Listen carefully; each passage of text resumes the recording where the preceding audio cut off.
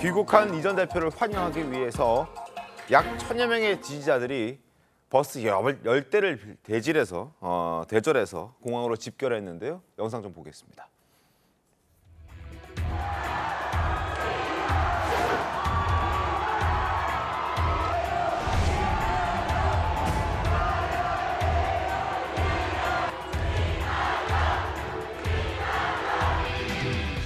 귀국 인사드립니다. 잘 다녀왔습니다. 이제부터는 여러분 곁을 떠나지 않겠습니다. 나라가 국민을 걱정하는 것이 아니라 국민이 나라를 걱정하는 지경이 됐습니다. 이 지경이 된 데는 저의 책임도 있다는 것 잘 압니다. 저의 못다한 책임을 다하겠습니다.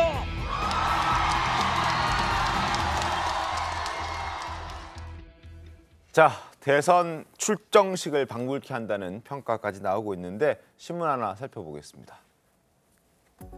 1년 만에 돌아온 이낙연, 못다한 책임을 다하겠다. 윤 정부 모든 국정 재정립하라라고 얘기를 했습니다. 당내 상황에 대해서는 언급하지 않았지만 당내 상황은 여러 사람들이 이걸 불안해하고 있는 그런 분위기가 감지가 되고 있습니다. 이낙연 전 대표가 이재명 대표의 어떤 보완제 역할보다는 대체제 역할을 할 가능성이 더 많다는 그런 시각들이 많기 때문에 혹시 당내 갈등을 이제 더 부추기고 더 커지는 게 아닌가 이런 걱정들도 나오고 있는 게 사실이더라고요. 이상민 의원님. 예, 그건 뭐 불가피한 자연스러운 현상이라고 생각됩니다. 왜냐하면 그 이낙연 전 대표나 지금 이재명 대표나 경쟁 관계에 있었고 지금도 뭐 경쟁 관계 아니겠습니까? 네. 뭐 상호 보완적인 당내에서 역할도 있을 수 있겠지만 또 상호 대체적 경쟁 관계로서의 그것도 긴장 관계도 그러겠죠. 그리고 또 긴장은 또 일정 부분의 갈등은 좀 필요하다고 봅니다. 네. 지금은 워낙 이재명 대표가 그 더불어민주당 제가 속한 더불어민주당 내에서 네. 압도적인 리더십을 갖고 있거든요. 지난 전당대회에서 78%로 선출되었고 네. 또 대선 후보 지금 여론조사에서도 1위를 달리고 있지 않습니까? 네. 그리고 또 이제 당내 강력한 또 강성 지지자들 또 지지도 받고 있고 뭐 그런 입장에서는 당내 그러다 보니까 이제 사실 공론화가 자연스럽게 여러 이견들이 표출되는 게 쉽지 않은 상황이고 또 저처럼 또 이견을 제시하면 뭐 째려보고 문자 폭탄 받고 뭐 그러지 않습니까? 근데 이제 적절한 이제 그 경쟁자나 네. 긴장 관계가 있게 되면 네. 다양한 의견이 표출될 수 있다고 생각됩니다. 그래서 저는 뭐 그런 관계는 오히려 더불어민주당의 건강성을 회복하는데 네. 오히려 도움이 되고 이낙연 전 대표가 그런 역할을 해야 된다고 생각합니다. 알겠습니다. 못다한 책임을 다할 것이다. 이제 지지자들을 향해서 곁을 떠나지 않고 여러분 곁에 있겠다라고 얘기를 하면서 사실상 정치적 복귀를 선언한 셈인데요. 오늘 신문을 봤더니 이런 내용이 있었습니다. 이재명 대표에게 몇몇 의원들이 공항에 마중 나가는 것이 어떠하냐라고 질문을 요청을 했다고 하는데 거절했다고 하더라고요. 그러면서 이제 전화는 먼저 했다고 합니다. 이재명 대표가 이낙연 전 대표에게. 이것 또한 미묘한 신경전 아니냐라는 생각이 좀 들었는데 김성태 의원님 어떻게 보셨습니까? 그렇습니다. 이제 내년 4월 총선을 앞두고 뭐 이당 저당 할 거 없이 결론은 각 당의 이제 지분 세력 이 싸움이 이제 첨예화 되는 거죠. 이낙연 당 대표 이제 귀국을 통해서 이제 인천공항의 모습 봤습니다만은 네.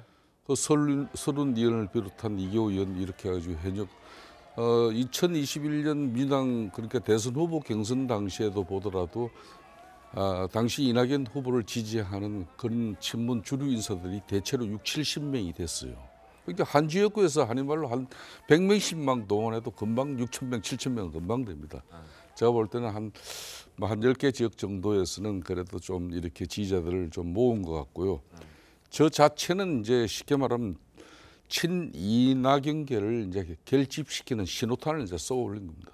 그리고 한편으로는 이재명 당대표가 당을 독단적으로 독주하는 그런 총선 체제를 갖다가 지금 현재 김원경 핵심위원장을 내세워가지고 그런 밑그림을 그려내면은 그냥 잊지 않겠다는 그런 단호한 입장이에요. 결론은 내년 4월 총선에서 이낙연 당시 대선 후보 이 몫을 당신이 보장해야 된다는 것이고 그래야 당이 온전하다는 입장인 것이고 이제 세 번째가 아무래도 지금 뭐 이상민 의원 계시지만은 끊임없는 지금 현재 이 개딸 네. 이재명의 개딸 좀 전에 뭐 앞에 문제 다뤘습니다만은 민주노총이 매년 스위스에서 ILO 국제노동기구가 총회가 열리면 거기 가서 대한민국을 국제노동 탄압국가로 그냥 선전해 버립니다.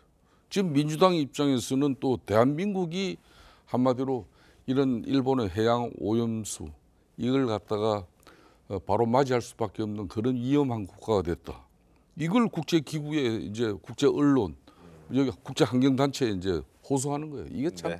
이런 이재명 체제에 대해서 이제 민주당이 달라져야 한다는 목소리가 내적으로 많이 있는데 그 구심이 이제 이낙연 대표가 될 수 있는 것이죠. 알겠습니다. 민주당이 변화해야 한다. 총선 10개월 앞두고 이낙연 전 대표가 복귀했으니까 그리고 그 대체제 역할을 이낙연 전 대표가 할 수도 있을 것이다라는 얘기들이 많이 나오고 있습니다. 실제로 이낙연 전 대표 지금 영상 보셨지만 굉장히 자신감에 가득 차 있는 목소리 그리고 목소리에도 힘이 실려 있는 모습이었습니다.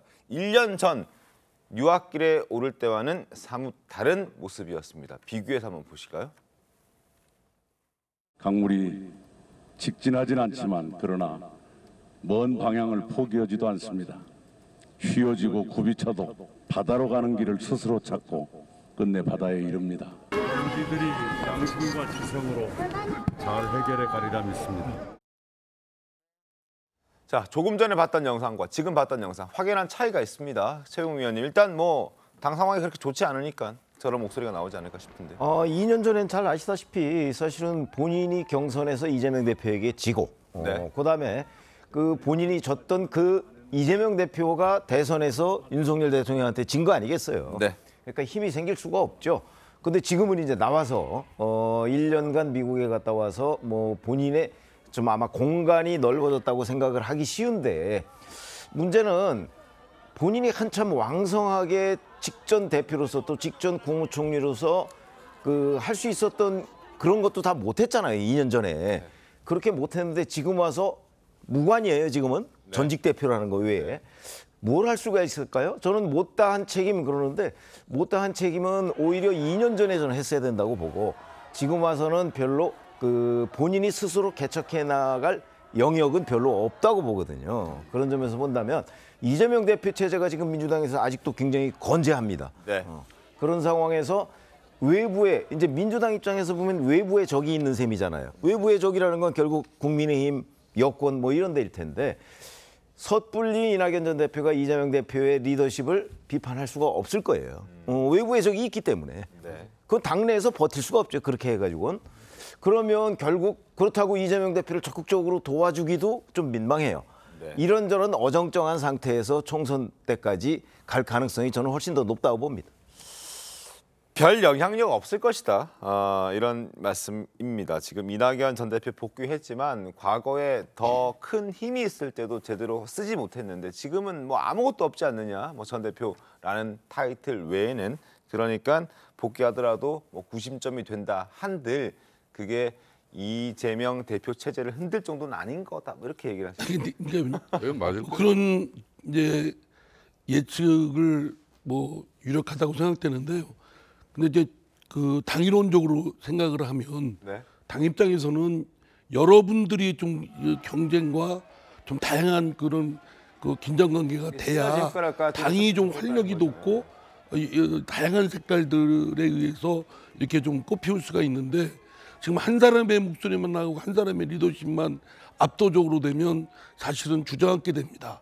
뭐 그 특정인이야 리더십 휘둘릴 때는 뭐 좋을지 모르지만 결국 조직 전체는 사실은 활력을 잃고 예, 그렇게 되거든요. 그래서 지금 이재명 대표의 그 소위 어쩌면 독주하는 그 리더십인 여러 다양한 목소리를 꽃피우는데 이낙연 대표가 그 역할을 해줘야 되고 다른 분들도 더 분발을 해야 된다. 뭐 저도 마찬가지죠. 알겠습니다. 하여튼 당내에서 여러 사람들이 나서서 좀 그런 경쟁, 선의의 경쟁이나 긴장 관계, 또 잘못하는 거에 대해서는 적극적으로 비판하고 뭐 이런 견제하고 이런 것들이 좀 이루어져야 된다고 생각합니다. 알겠습니다. 자, 그리고 가장 신경 쓰는 사람, 이낙연 전 대표의 귀국을 가장 신경 쓰는 사람은 아무래도 이재명 대표가 아닐까 싶습니다. 이 대표의 입장 한번 들어보겠습니다. 이낙연 전 대표가 어제 귀국을 했는데 혹시 좀 어떻게 보셨는지요? 네, 백시장도 만들어야 될 어려운 시국이어서 모두가 힘을 함께 신우수 변호사님, 지금 이재명 대표는 뭐 백지장도 맞들어야 한다라고 얘기를 하고 있지만 진짜 속내는 어떨까요? 진짜 속내는 사실 뭐 이제 극단적으로만 말하면 현재 민주당을 이재명 대표의 사당이라고 표현하는 분도 있습니다. 그래서 네. 나의 영향력이 지금까지 강하고 하니까 이낙연 전 대표께서는 독립적인 어떤 영향력을 발휘할 생각하지 마시고 제 영향력 하에서 도와주십시오라고 저는 이렇게 들렸습니다. 근데 왜냐하면 왜 이렇게 들었냐면요. 백지장도 맞들어야 될 어려운 시기에서 모두가 힘을 함께 모아주십시오라는 이 멘트는 이낙연 전 대표뿐만 아니라 모든 사람에게 할 수 있는 멘트입니다. 그러니까 네. 이낙연 전 대표에게만 한 특별함이 담겨 있지 않아서 저는 개인적으로 그냥 일상적으로 한 말이지 특별히 예우하진 않았다 그런 느낌을 받았습니다. 근데 제가 이제 저 말을 들어보면 네. 이재명 대표와 그 주변에 있는 사람들은 당이 통합해야 된다, 대동단결해야 된다 그런 취지거든요. 뭐 아까 최 국장님 말씀하셨다나 윤석열 대통령과 국민의힘의 독단적인 이런 국정 운영 또는 뭐 아마추어적인 국정 운영에 대해서 대응하려면 야당으로서 역할을 잘하려면 힘을 결집해야 된다 이런 얘기하는데 그러려면 당이 건강성을 그 리더가 건강성이 담보가 돼야죠. 근데 지금 이재명 대표 본인도 지금 사법 리스크가 있는 것도 사실이잖아요. 네. 그것 때문에 그 전체 더불어민주당의 그 불신을 자아내는 원인을 제공하고 있고 그리고 돈봉투 건이나 코인 사태 또 이내경 전 혁신위원장 인사 문제 이런 것들에 대해서 민주당의 지도부가 제대로 역할을 못한 것도 사실 아닙니까? 이것이 제대로 정리가 돼야 뭐 백지장도 맞들고 할 수 있는 거지 그냥 뭐 백지장도 맞들고 하자는 건 그건 그냥 레토릭이죠. 지금까지 우리 이상민 의원께서 상당히 해를 단신으로 열심히 이제 이재명 독주 체제에 상당한 견제를 했는데 이제 이낙연 전 대표께서 귀국하셨기 때문에 상당히 큰 힘이 될 거예요. 그렇다고 뭐 연합이 되고 제가 이런 이야기를 하는 게 아니라 지금 현재 이낙연 전 대표가 민주당에서 이제 낭인 생활을 하시면서 이 권력 의지가 상당히 높아졌다. 이 정치인들은 뭐 당내 경선이든 선거에서 떨어지고 나면은 그 낭인이 되는데 그때 복귀를 해요. 내가 왜 졌는가? 그러면서 상당한 비장한 그런 각오를 다시 다집니다. 이낙연 전 대표의 귀국은 그런 비장한 마음을 다지고 귀국했어요. 그렇기 때문에 이재명 체제에 대해서 여러 형태로 견제할 수밖에 없는 겁니다. 알겠습니다. 하나 덧붙이면 이제 네. 당내에 분명히 이재명 대표의 리더십에 대해서 의문을 제기하고 네. 총선까지 이재명 대표가 당대표를 해야 되느냐 이런 의문점을 갖고 있는 상당수의 의원들이 있습니다. 네. 그렇기 때문에 뭐 이낙연 대표가 와서 뭐 별 역할이 없을 것이다라기보다는 당내의 이러한 것들 또 이재명 대표가 어떻게 자신의 거취 문제를 비롯해서 여러 가지 지금 쌓여 있는 현안들을 어떻게 처리하느냐 이 문제와 맞물려서 저 이낙연 대표의 뭐 역할이 의미가 뭐 가감이 될 것이다라고 생각됩니다. 알겠습니다. 이낙연 전 대표 지난 토요일에 귀국했는데 그 영향을 어떻게 민주당에 줄지 그리고 이재명 대표와의 관계는 어떻게 설정이 될지 한번 지켜보도록 하겠습니다.